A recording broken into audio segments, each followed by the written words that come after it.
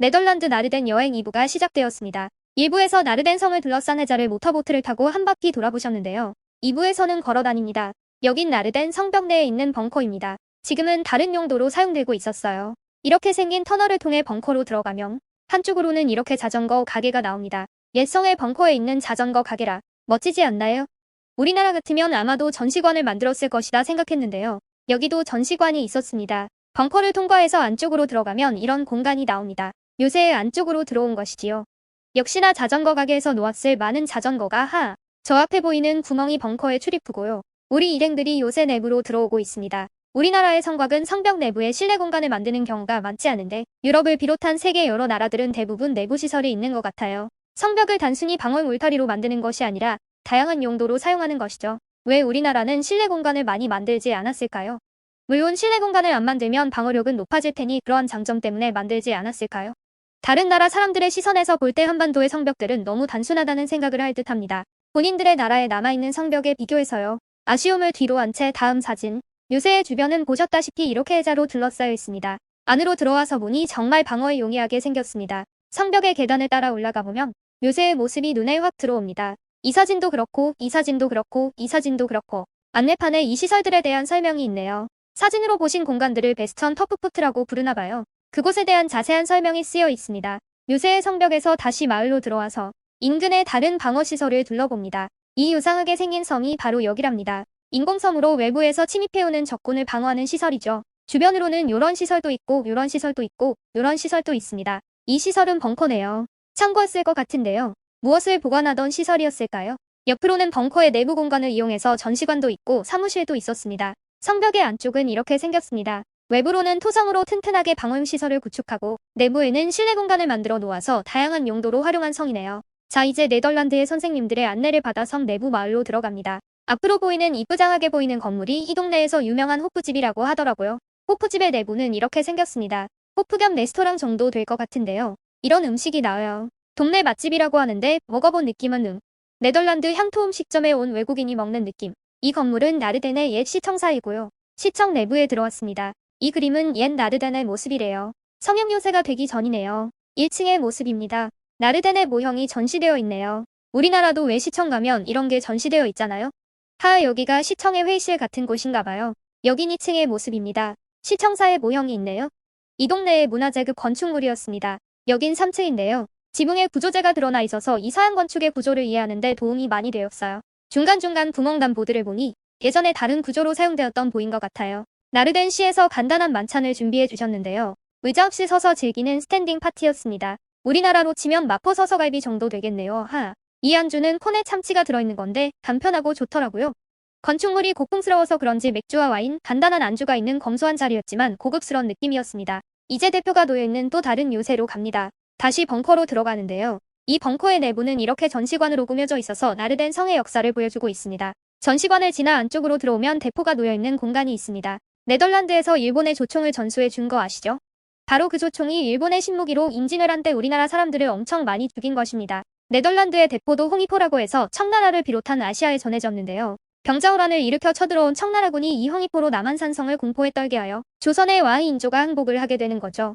유럽에서 전래된 무기가 동아시아의 판도를 바꾸게 된 것인데요. 그만큼 17세기 전후에 유럽은 화약 무기를 엄청나게 발달시켰고 발달된 무기에 맞게 방어력이 높은 성곽들을 계속 발전시켜 나갔던 겁니다. 다양한 교류와 경쟁을 통해 지속적으로 경쟁력을 강화한 유럽에 비해 아시아의 국가들은 상대적으로 배우는 입장이 되었고 이러한 상황이 지속되어 유럽은 전 세계를 식민지화하여 부자 나라들이 되었고 19세기 이후가 되면 한국, 중국 등 쇄국 정책을 취하던 아시아의 국가들은 식민지가 되거나 제국주의 국가들의 먹이감이 되었고 메이지 유신으로 일찌감치 개방적인 입장을 취한 일본은 유럽 제국주의를 받아들여 국력과 군사력을 강화하여 결국 한반도의 조선왕국을 비롯한 아시아의 여러 국가들을 식민지로 만들죠. 이러한 역사가 계속되어 결국 2차 세계전이 발발하기 전까지 일본은 문화가 부족한 섬나라에서 동아시아에서 가장 강력한 국가로 변화하여 군림하게 되었던 것입니다. 역사적으로 교류와 경쟁이 없이 발전한 나라는 동서양을 포함하여 어떤 사례도 없습니다. 발전하고 국력이 강력한 나라는 모두 폭넓은 대외 교류를 통해 성장하였죠. 아시리아도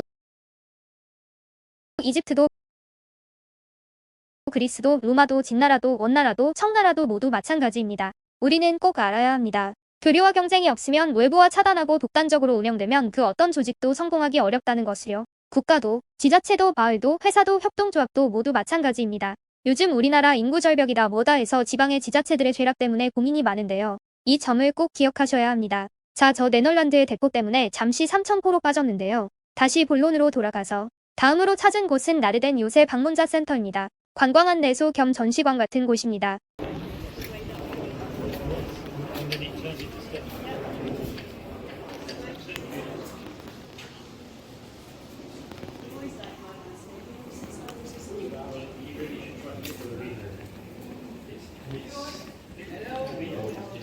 Hello.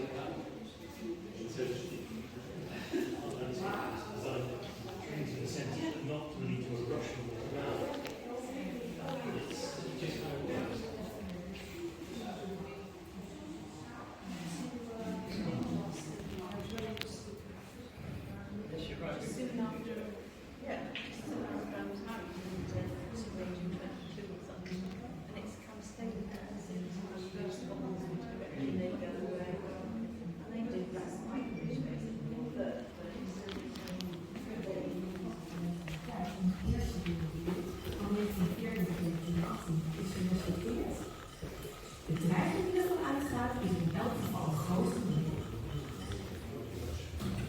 Maar de vraag is of het echt aan werk zijn. De Unie is namelijk nooit volledig in werking getreden. Aan het begin van de Eerste Wereldoorlog is alleen fase 1 het voorbereidingswerk opgestart. Hoewel er tot in de meidagen van 1940 aan de linie is gewerkt, kiest Nederland aan het begin van de Tweede Wereldoorlog voor de Grebbelinie als hoofdverdediging. Daar komt bij dat de wapens voor oorlogsvoering vooral in de lucht worden ingezet. Denk aan vliegtuigen met bommen, die laten zich door een verdedigingslinie in het water natuurlijk niet tegenhouden. Het idee is ingehaald in de tijd. En in 1951 wordt de Nieuw-Hollandse waterlinie definitief opgeheven. Omdat er rondom de forten niet of nauwelijks gebouwd moet worden, is daar veel ruimte overgebleven. Dat zorgt nu voor een prachtige groene gordel dwars door het midden van ons land. Sinds 2004 is de Nieuw-Hollandse waterlinie nationaal landschap. En in 2009 is het benoemd tot Rijksmonument, het grootste van Nederland. Het is daarnaast sinds 2021 UNESCO Werelderfgoed en staat daarmee in het rijtje van militair werelderfgoed zoals de Chinese muur en de Romeinse limes, de grens van het Romeinse Rijk. De linie heeft ons misschien nooit echt beschermd, maar het is wel een uniek monument. Uniek in Nederland en in de wereld. Want nergens is er een verdedigingslinie die op zo'n grote schaal land onder water kan zetten.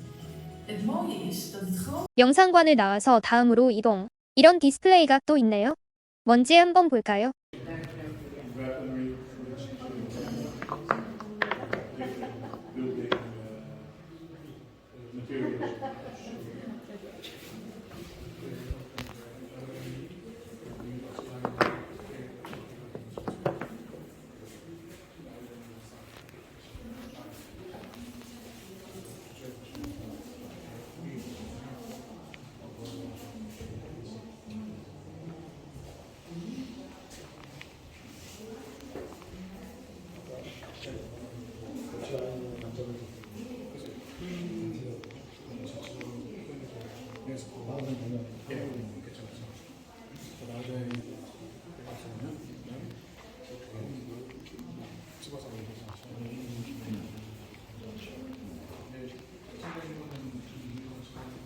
물로 둘러싸인 성형 요새 나르덴. 어떻게 보셨나요?